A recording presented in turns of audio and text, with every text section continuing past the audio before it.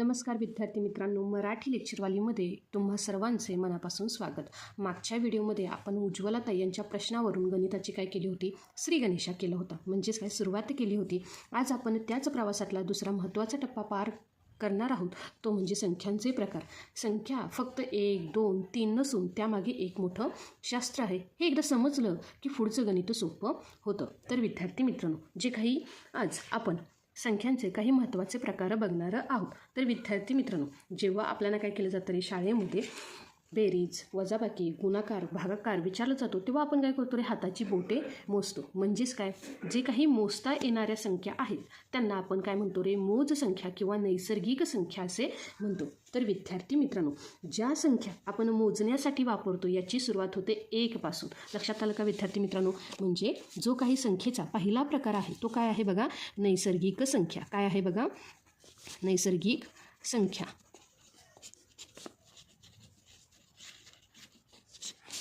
ज्याला आपण natural number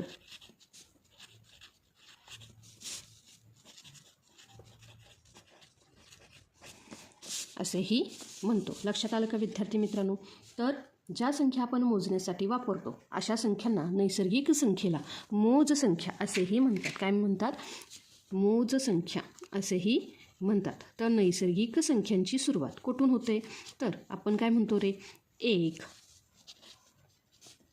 2, 3, 4 आणि ह्यापासून 4 पासून अनंतपर्यंत काय आहेत रे, नैसर्गिक संख्या आहेत. काय आहेत रे, अनंत संख्या आहेत किंवा अगणित, की ज्या आपल्याला मोजता येऊ शकत नाहीत. लक्षात आलं का? तर विद्यार्थी मित्रांनो, नैसर्गिक संख्यांमध्ये शून्याचा वापर होत नाही, शून्य येत नाही. लक्षात आलं का?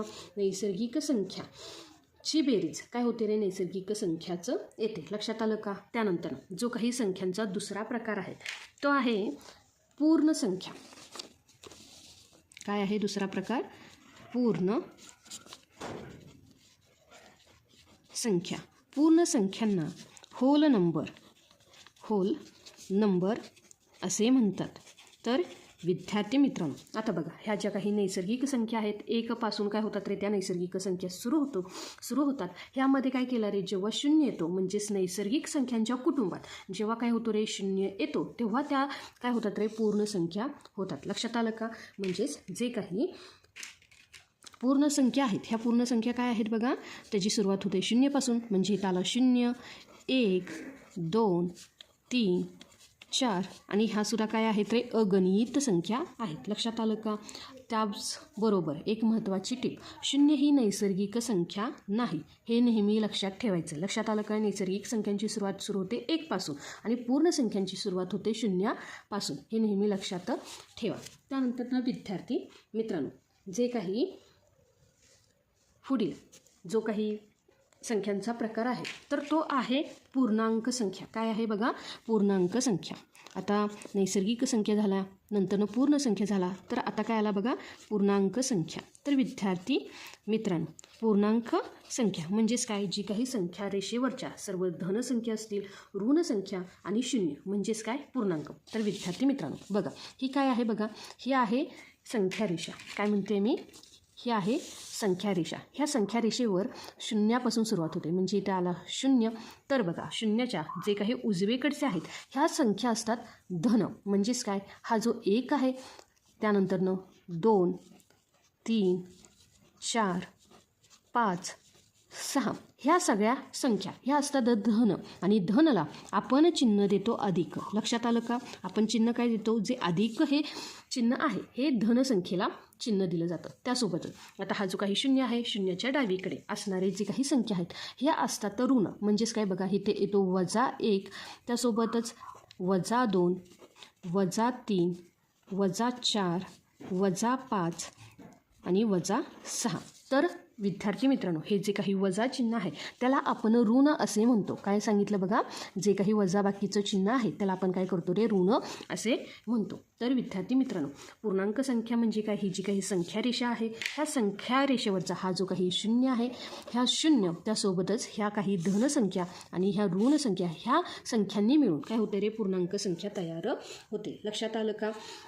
म्हणजेच काय बघा, जे काही धनसंख्या, ऋणसंख्या धनसंख्या, ऋण संख्या,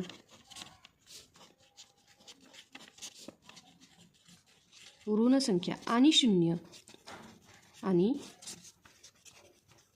शून्य या संख्यांना पूर्णांक संख्या म्हणतात. लक्षात आलं का विद्यार्थी मित्रांनो? त्यानंतर जो काही संख्येचा प्रकार आहे, आता विद्यार्थी मित्रांनो पुढील जो संख्येचा प्रकार आहे तर तो आहे परिमेय संख्या. काय आहे बघा तो? परिमेय संख्या. तर बघा विद्यार्थी मित्रांनो जो काही पुढील संख्येचा प्रकार काय आहे बघा? परिमेय संख्या. आता विद्यार्थी मित्रांनो परिमेय संख्या कशाला म्हणायचं? तर बघा ज्या काही संख्या आपण काय करतो रे, अंश आणि छेद याच्या स्वरूपात लिहितो. लक्षात आलं का? आता अंश म्हणजेच काय बघा, ही जी काही एक आडवी रेष आहे, आडव्या रेषेच्या वरती जी काही संख्या लिहिली जाते म्हणजे जे काही लिहिलं जातं हा असतो आपला अंश, रेषेच्या खाली असतो तो छेद. लक्षात आलं का? म्हणजेच कोणतीही संख्या अंश आणि छेदाच्या रूपात लिहिली म्हणजेच उदाहरणार्थ मी काय घेतलं बघा 1/2 ही काय झाली रे? परिमेय संख्या. म्हणजे ज्या काही संख्या आपण काय करतो अंश आणि छेदाच्या रूपात लिहितो अशा संख्यांना काय म्हणायचे बघा? परिमेय संख्या. काय म्हणायचे बघा? परिमेय संख्या. तर विद्यार्थी मित्रांनो जे काही पूर्णांक आहे हे तुम्ही सांगायचं विसरून गेले. पूर्णांकाला इंटिजर्स असेही म्हणतात. काय म्हणतात बघा?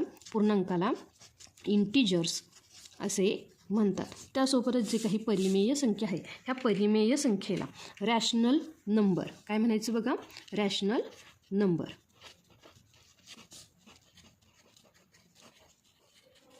लक्षात आलं का विद्यार्थी मित्रांनो? त्यानंतर बघा आपल्याला कळालं नैसर्गिक संख्या काय. नैसर्गिक संख्यामध्ये जेव्हा आपण शून्य मिळवतो तेव्हा होतो पूर्ण संख्या. आणि बघा जेव्हा ह्या शून्यासोबत ज्या काही नैसर्गिक संख्या आहेत म्हणजे धन शून्य आणि त्यासोबतच जर ऋण संख्या घेतल्या तर आपल्याला काय मिळतात रे? पूर्णांक संख्या. जेव्हा आपण काय करतो ह्या ज्या काही संख्या आहेत ह्या काय करतो रे आपण अंश आणि छेदाच्या रूपात लिहितो तेव्हा होते ती परिमेय संख्या. लक्षात आलं का विद्यार्थी मित्रांनो? आता त्यानंतरनं जो काही अगदी महत्त्वाचा भाग आहे तो काय आहे बघा? समसंख्या आणि विषम संख्या. चौथीचं स्कॉलरशिप असू दे, 5वीचं असू दे किंवा 8वीचं असू दे तर विद्यार्थी मित्रांनो प्रत्येक वेळेस आपल्याला काय केलं जातं रे की एखाद्या संख्येला भाग लावायचा असू दे किंवा आपल्याला काय करावं लागतं रे जेव्हा विभाज्यतेच्या कसोट्या वापराव्या लागतात तेव्हा आपल्याला काय होतं रे हे जे काही समसंख्या किंवा विषम संख्या आपल्याला काय होतात रे? उपयोगी पडतात. तर विद्यार्थी मित्रांनो ज्या काही समसंख्या आहेत ह्या नेमक्या काय आहेत? तर विद्यार्थी मित्रांनो बघा जो काही संख्येचा पुढचा प्रकार आहे तो आहे समसंख्या. काय आहे बघा? समसंख्या. तर ज्या संख्या आहेत की त्याला काय होतो रे 2ने पूर्ण भाग जातो किंवा ज्याच्या एकक स्थानी 0, 2, 4, 6, 8 हे अंक असतात अशा संख्येला काय म्हणायचं रे? समसंख्या. काय म्हणायचं? समसंख्या. तर विद्यार्थी मित्रांनो पूर्ण भाग जातो म्हणजेच आता इथं आला भागाकार, पण आपण काय करतो रे गणिताची बेसिक तयारी करतो त्यामुळे मी ते भागाकाराचं तुम्हाला सांगत नाही पण लक्षात असू द्या. तर बघा ज्या संख्येच्या एकक स्थानी काय सांगितलं बघा विद्यार्थी मित्रांनो? ज्या संख्येच्या एकक स्थानी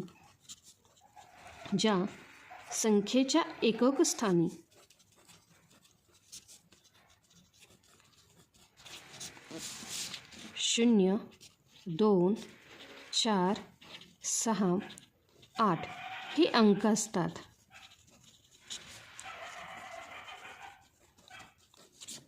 त्यांना समसंख्या म्हणतात. काय म्हणतात बघा विद्यार्थी मित्रांनो? त्यांना समसंख्या म्हणतात.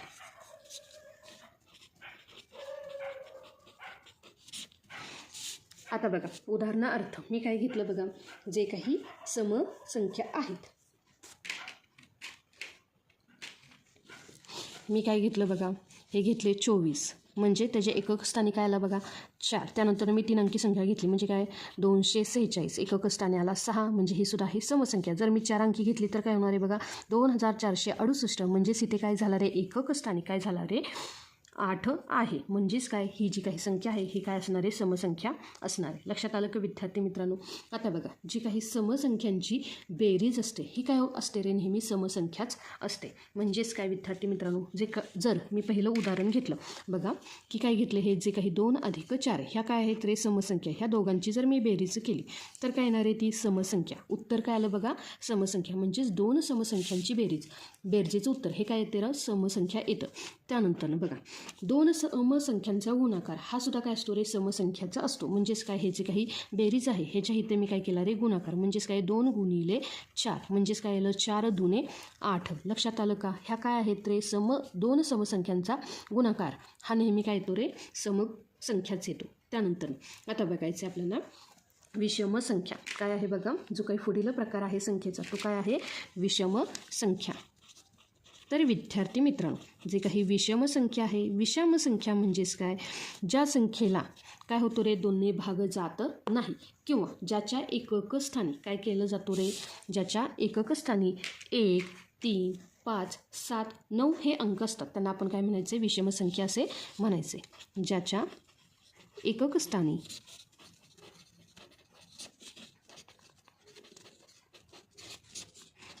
1, 3, 5, 7, 9 हे अंक असतात,